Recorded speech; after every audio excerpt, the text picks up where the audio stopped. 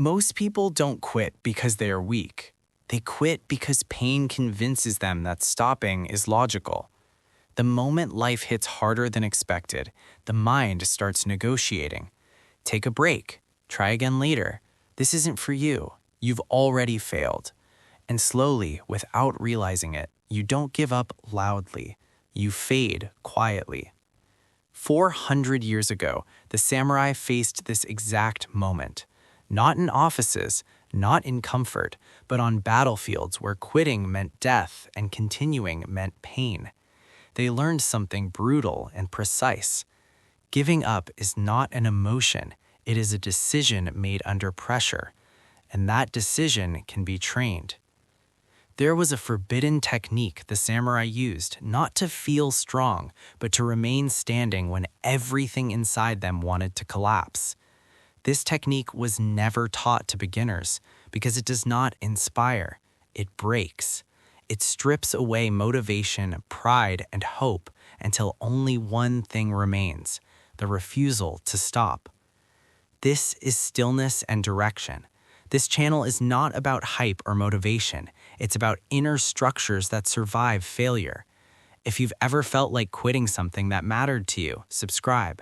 And if you're tired of restarting your life every few years, like the video, not for the algorithm, but as a line you draw with yourself. Now listen carefully. The samurai never promised victory. They trained something far more dangerous: persistence after defeat. They believed falling was inevitable, failure was expected, pain was guaranteed, but stopping? That was a choice.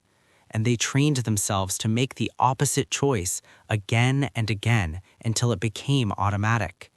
The technique you're about to learn is not about pushing harder. It's about removing the part of you that looks for permission to quit.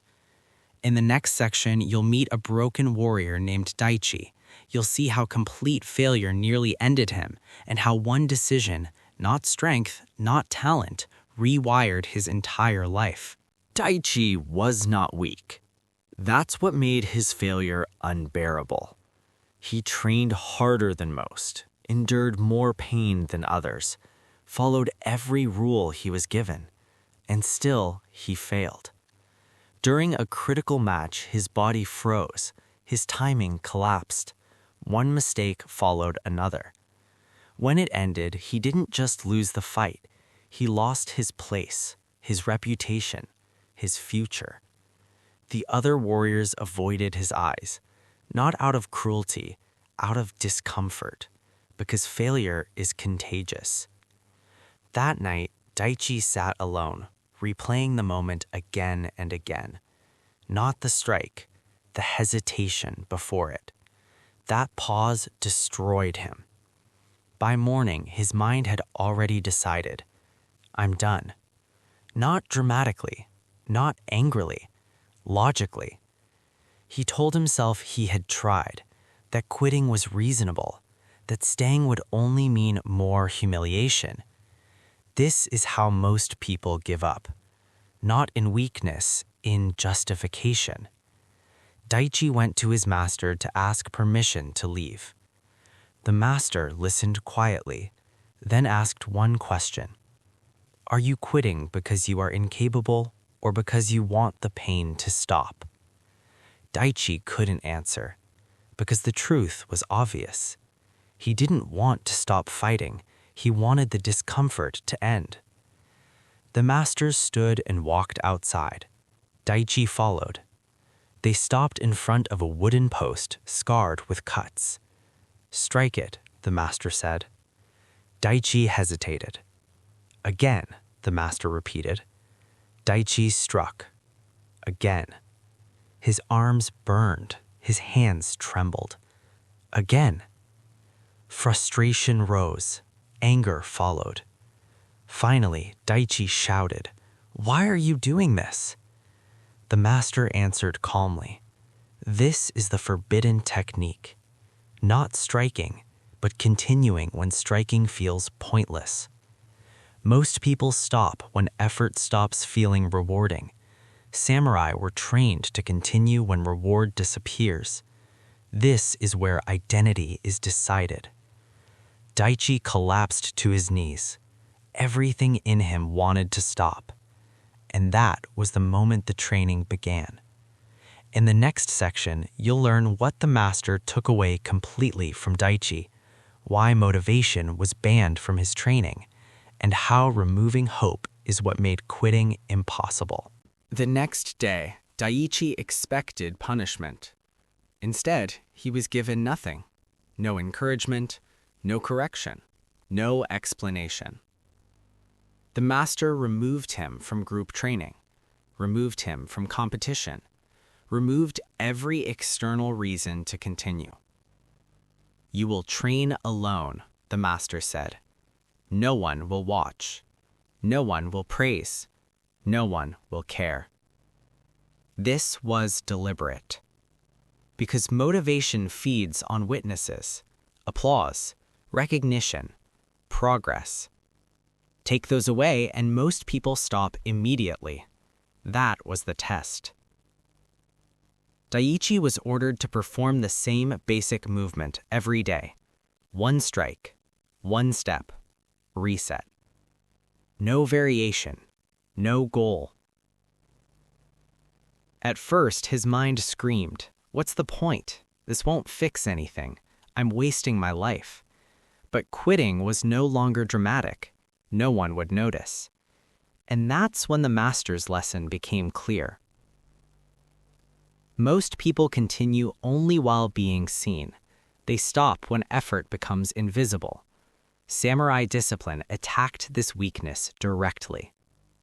Daichi trained without hope of reward, without promise of return, without belief that it would pay off. This is the forbidden part. Hope keeps quitting alive, because hope demands results, and when results delay, hope turns into disappointment, and disappointment becomes an excuse. The master removed hope completely. You don't train to win, he told Daichi. You train because stopping is not an option. Daichi hated this. There was no emotional fuel, no inspiration, only repetition. Days blurred together. Pain dulled. Anger faded. Something else appeared. Stability.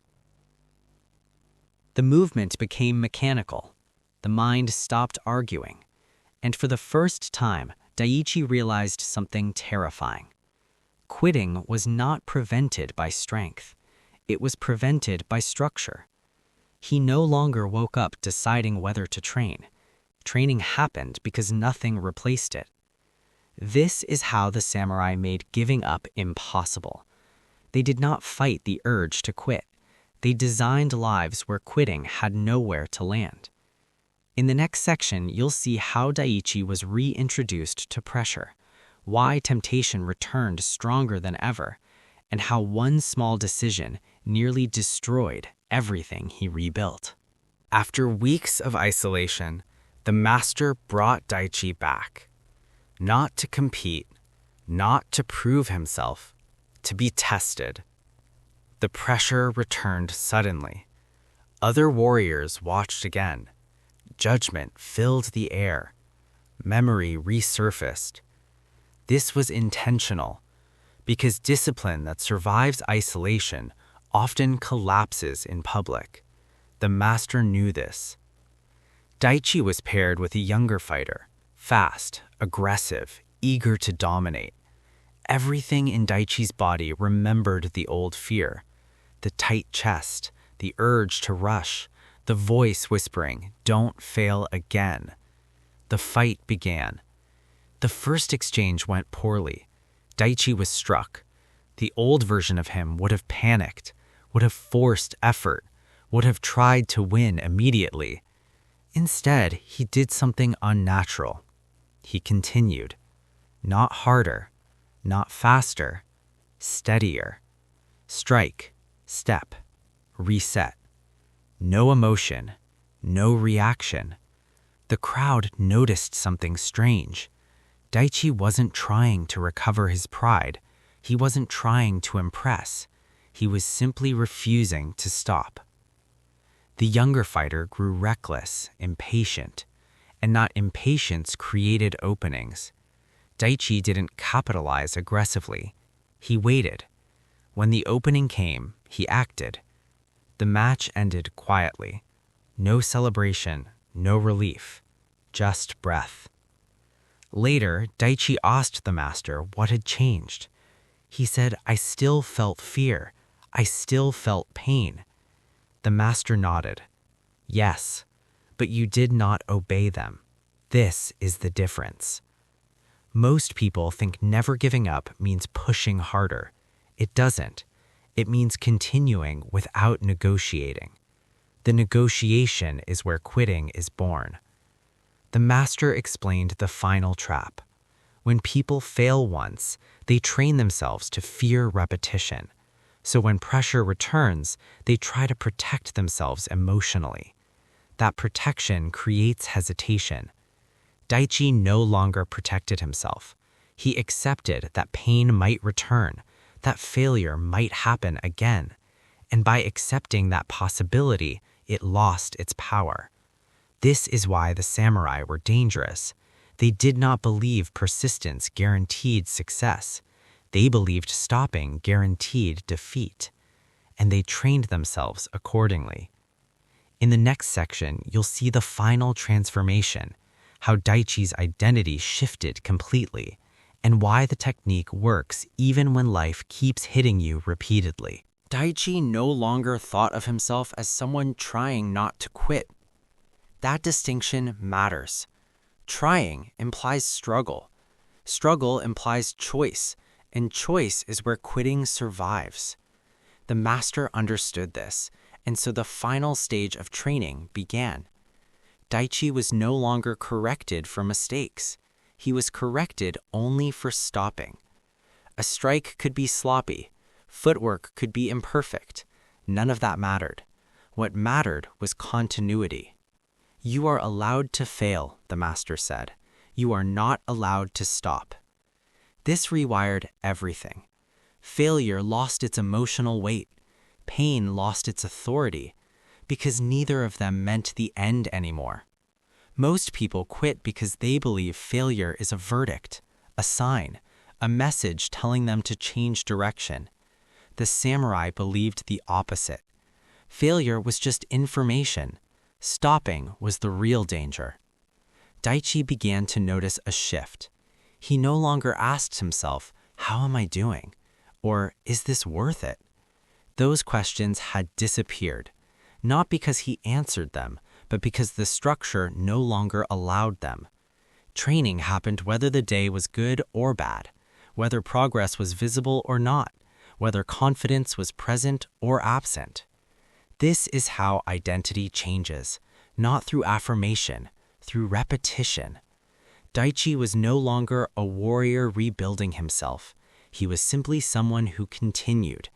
And that identity is powerful, because when continuation becomes who you are, giving up feels unnatural. Stopping feels wrong. This is why the technique was forbidden. It removes the drama from life. No heroic comebacks, no emotional speeches, no motivation, just continuation. And continuation outlasts everything. In the final section, you'll see how this discipline applies outside the dojo, why modern life makes quitting easier than ever, and how to build a system where giving up no longer feels like an option. The forbidden samurai technique was never about becoming unstoppable. It was about making stopping impossible. That is the difference most people never understand. Modern culture teaches you to rely on motivation, on feeling inspired, on believing in yourself. The samurai trusted none of that, because motivation disappears under pain. Belief collapses under repeated failure. Structure does not. Daichi did not become strong because he felt confident. He became strong because his life no longer contained an exit.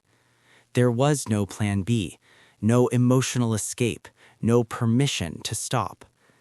And this is the part that applies directly to your life. You don't need more willpower. You need fewer exits.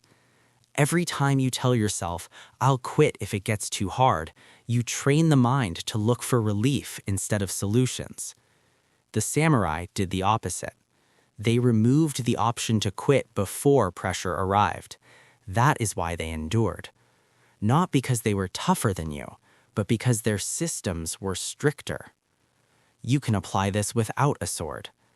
Choose one discipline, one action, one non-negotiable behavior. Then remove discussion. Bad day? Continue. No progress? Continue. Embarrassed? Continue. Failed again? Continue. Not aggressively, not emotionally, calmly. This is the final truth. Never giving up is not an emotional decision. It is a structural one. Once continuation becomes automatic, pain loses its power, failure loses its meaning, and quitting feels unnatural. That is what Daichi learned, and that is why this technique was forbidden. Because it does not inspire people, it traps them inside their own commitment until they become the kind of person who no longer knows how to stop. This is stillness and direction, not motivation, not belief, continuation. And once continuation is locked in, nothing else is required.